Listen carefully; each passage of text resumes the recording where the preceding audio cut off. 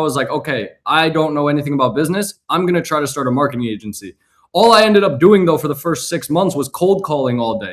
So instead of going from beginner to business owner when you're really not, because you don't know what you're doing, like just first start in some sort of remote sales position, sell for another company, because what it allows you to do is, like you just said, it puts money in your pocket. It teaches you everything that you need to learn anyways. And then once you're ready to go be a business owner or start a business, instead of starting with no money and no knowledge, you know what you need to do in order to do it. And you also have extra capital. Like, bro, if I spent the first 6 months of my like entrepreneurial journey selling for another company rather than trying to sell for myself, I would have made way more money. I made $500 in total my first 6 months.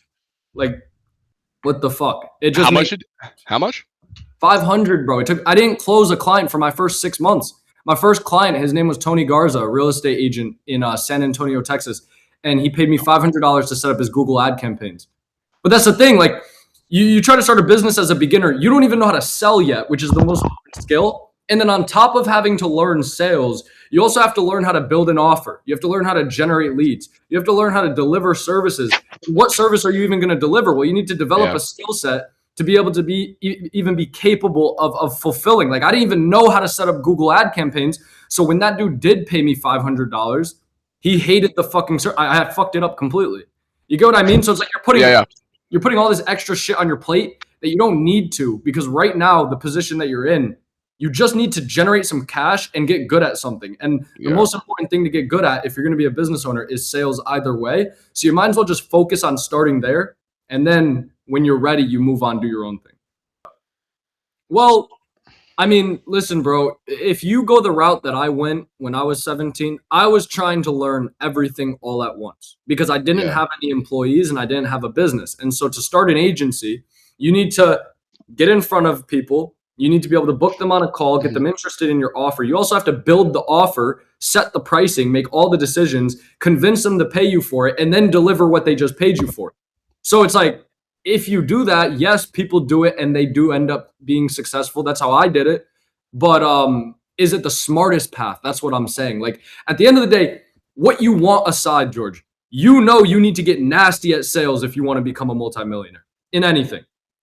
And so it's either you start with just the most important skill, and then once you're good at that, then you start focusing on other skills, or you just make less progress at everything at once, I guess. Yeah.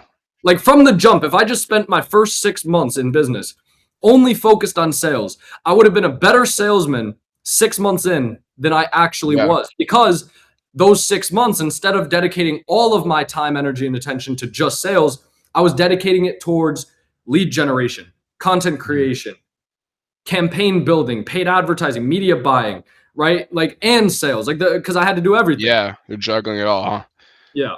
And so, like that's if you actually want to be more profitable, that's kind of a long-term thing, and that's for the people who are smarter. Like, because if you're gonna want like quick cash, then sure, like you go ahead and start building this AI shit and figure it out. But if you want to more aim for the long term, right, then you'll focus on kind of building the skill. And I feel like that just depends on the person and their conditions. But probably there is a more right way to take it, and that's why like I was like think for the last 3 months I've been in a contradiction. Like, shit, what do I do? Should I hop on an offer? Should I just go ahead and start this agency? You know, I booked a couple closing calls so far. I've gotten ghosted half of them. The other ones just fucking they also ghosted. They just never filled out the form, and I'm still working on that. But then it was 2 days ago, bro. I was like, you know what, bro? Maybe I'll get an offer. Maybe I'll literally just get an offer, like we said, just to get some cash and to improve my sales skills. And that'll set me up, right? And then I saw you post the other thing, like, hey, I need 3 remote sales reps. And then that actually before that, I texted you because I was curious. I was like, hey, you think you're at one point going to want your own setters and closers like we just talked about for Sales Wizards? But then I saw you post that, and I was like, shit, well, maybe I should just take this opportunity, bro. So I definitely think this was the right decision for me, and it'll definitely set me up. It was long term. It was the right decision, and I'll break it down right now because look, you in the position that you're in right now with what you know in your current skill sets, do you think that you right now has a better chance at building a $1 million a year agency, or do you think the version of George that is nasty at sales and has an extra $100,000 in the bank. If I give you $100,000 right now and I made you a killer at sales, and then you went to try to start an agency, which version of George would grow the agency at a faster rate? That version, dog. Exactly. So you get into sales, you make 100 grand, and you get nasty at sales. Now you just go start the same agency. Like, the business isn't going anywhere. There's always going to be time to start a business. But is it the smartest move? Like, genuinely, if I could go back and talk to my 17-year-old self, I'd be like, you fucking idiot. You're trying to build a business and you don't even know what a lead is. How about you just go get a sales job, go sell something, and then make some money? You have no money right now. I was literally homeless. All I had was a phone, bro. You have no money right now and you're trying to start a business. Wouldn't it be easier to build that business if you had 100 grand? And then I'd be like, yes. Okay, so how do you think you get the 100 grand? Yeah. Yeah, and then, dude, I mean, honestly, like, to become successful, I think one of the most important things is understanding, not only understanding human psychology and just business psychology, bro, but just being able to talk. Yeah, Like, it's communication. It's how you gonna one be of the able most to important skills. be successful if you're like introverted? You know what I'm saying? Right.